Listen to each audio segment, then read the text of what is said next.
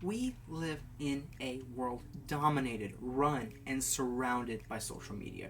It's insane. It's everywhere you look. Everything is run by social media, and we just can't get away from it. We are constantly bombarded by social media and people demanding our time, money, energy, and creative interest. How do we control it? Social media is not bad. It depends on how you use it, or does it use you? So, with that being said, we're going to get into today's video talking a little bit about which social media platforms you should use, how you should maximize them so that they're not using you, you're using them, and just how we know what waves to ride when new social media platforms are coming and which ones we should just turn and run from. Because not all of them are useful. With that being said, let's get into today's video.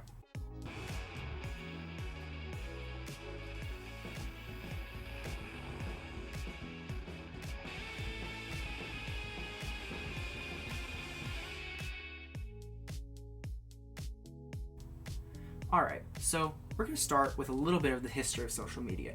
Now, social media has impacted our culture for years, but when it really took off was 2011 to 2013. Now, YouTube's been around since 2006, and I realize that, but if we think about 2011 to 2013, that's when the likes of Instagram, Twitter came in 2009, Facebook came in 2011. That's really when the mainstream platforms came around, and that's when it really took off.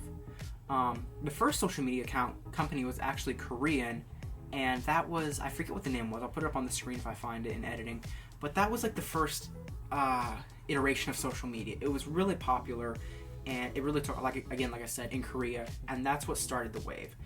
And then came the power and the grasp of social media. Now, we saw this similarly with TV back in like the 70s, 80s, and 90s when programs couldn't be recorded, so you either watched it when it was on or you didn't.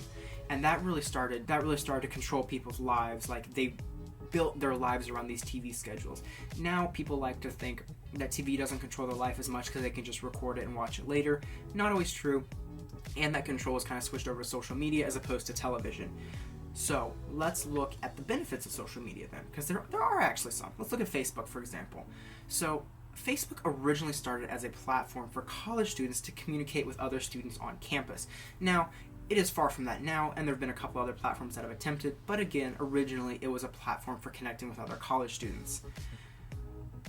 But again, it's changed so much. So social media is now a source of income. I mean, we have influencers on social media, and that's their job, is to post and promote on social media, and they're making hundreds of thousands of dollars, sometimes even more than people with traditional jobs.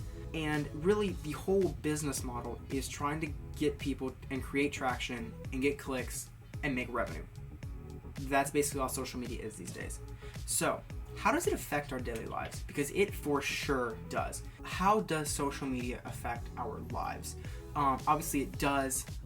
We see a celebrity with a brand, maybe like Will Smith. I mean, that's controversial, but we see a lot of these people like Emma Chamberlain, Logan Paul, you name them. They all use things. They all get endorsed by these brands, and then that makes us want to use the brand, try the brand, see what's going on, and that's something that really is controlling how we live our lives. And that's the idea behind it, really, is to have someone influence, suggest a product, and then make revenue based on their following, how many clicks they get from it.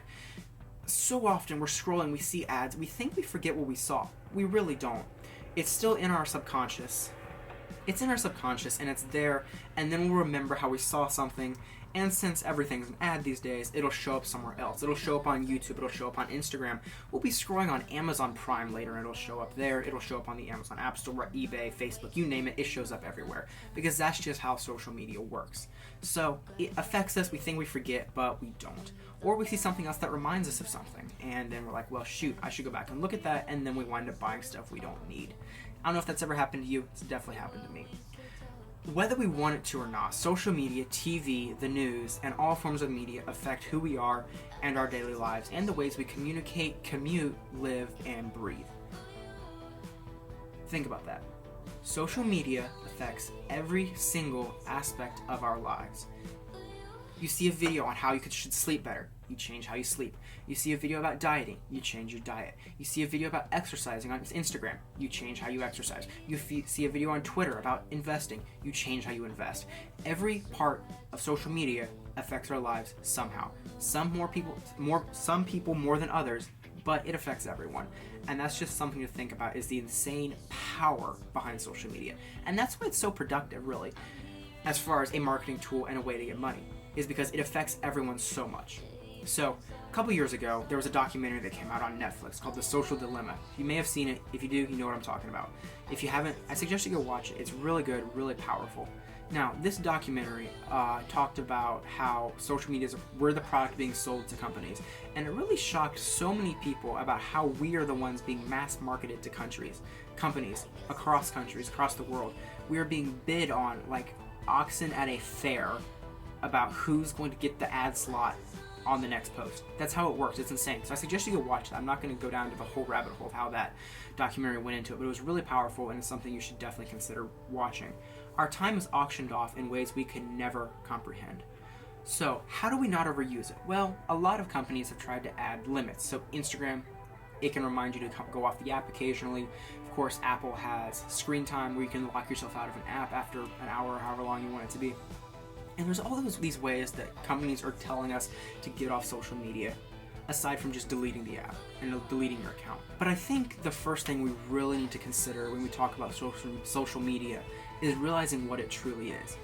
It's a platform for selling us ideas and products we either didn't think that we needed, or we didn't realize existed. And they do it over every platform, trying to get clicks and get our attention for moments at a time, moments in life at a time. So short. You can kind of think of it like Super Bowl ads. A 30-second ads, tens of millions of dollars because of the game it's being played on, the Super Bowl. It's high volume, high customer rate, and that's why they're so expensive, because everyone watches the Super Bowl. Well, you know what I mean. Not everyone. I hate sports. But you get the idea. And so that's how it still works with social media, is a company bargains and barters and bids on your time for half a second, a quarter of a second. As you're scrolling through a platform, you see an ad, you stop, you go back, you're like, interesting. I might have to look at that later. You open it on Safari, Chrome, whatever, and you come back to it, or you don't. But they're betting and bargaining and bidding on your time in the hopes that they'll get your attention for a little bit. That's social media. So how do we use it, again, how do we use this productively? There's a couple ways. Obviously, we can spend less time on it and spend more time like reading books or making another hobby, but there's also ways we can implement it to work for us. Now that sounds really weird. You don't hear a lot of people telling you to use social media to work for you, but it can. Because if we can keep ourselves accountable, and limit the amount of time, we can use it for, say, just posting for a brand. For like, if you have a personal brand, just post on that and not getting sucked into the time warp every single time you open the app. Like for me, I'm working towards just being able to open the app, post a bunch of pictures, close the app, and walk away. And then generating that following and generating that possible source of revenue later, but not letting it control me where I just sit and scroll endlessly like I do on TikTok or YouTube or Twitter. And so being able to take the bull by the horns and not letting it control you, and then again, controlling it, is really the best way you can do it. So with that being said, if you found anything in this video useful, be sure to give this video a big thumbs up, maybe subscribe while you're at it, hit the bell for notifications, comment down below what you would see in an upcoming video, and I will catch you guys in the next video. Be sure to follow me, all my links are below, and so are all the links where you can see all the equipment and other things used in this video. Link is also down below for my website where my merch store is back up, and you can buy yourself a hoodie or possibly something else for your store. Again, if you want to print, reach out to me personally on Instagram or just through my website, and I will get back to you as soon as possible, and we will get your print in the mail to you as soon as possible. Also join the email list where I'll give you all sorts of other goodies, and I will catch you guys around. Peace.